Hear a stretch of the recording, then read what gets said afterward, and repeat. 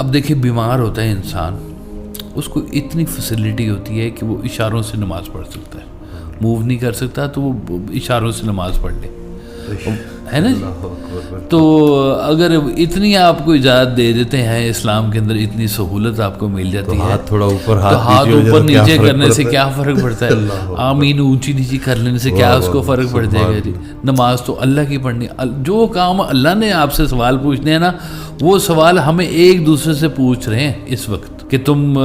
من ربوں کا ہے کون, ایک دوسرے سے یہ پوچھتے جا رہے ہیں ہم لوگ.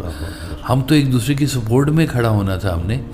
یہ دیکھیں ان لوگوں نے جو ریسرچز کی, جو چیزیں کھولیں, جو احادیث انہوں نے رکھیں, وہ اس لیے رکھیں کہ آپ تک مزید کھلے بات, آپ عمل کرو. تو وہ تو ہم نے کبھی اللہ کے فضل سے پڑھنے کی کوشش بھی نہیں کی کہ ان لوگوں نے وہ کام کون سے کیے ہوئے جن کی وجہ سے یہ فرقے بنے ہوئے سارے کے سارے, وہ پیچھے بات کیا تھی موجود, ادھر تک تو کوئی پہنچا ہی کوئی نہیں. ہم تو چڑھ گئے کم علم والے لوگوں کے ہتھے,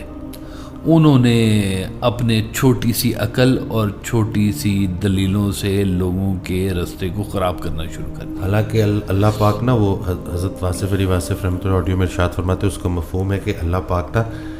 فرقہ واریت کو توڑتا ہے جی گائے بگائے نا. جیسے کہ اگر کوئی آپ کا بڑا پیارا دوست دوسرے فرقے والا وہ اگر فوت ہو جائے, ہاں جی, تو آپ اس کے جنازے پہ جاتے ہو تو آپ کیا دعا کرتے ہو کہ یا اللہ میرے اس پیارے دوست کو بخش دے,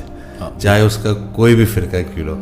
کسی بھی فرقے کا دولہا ہو, سارے جا کے بارات میں کھانا کھاتے. ہاں یہ تو جگہ جگہ پہ فرقہ بندی ٹوٹتی رہتی ہے,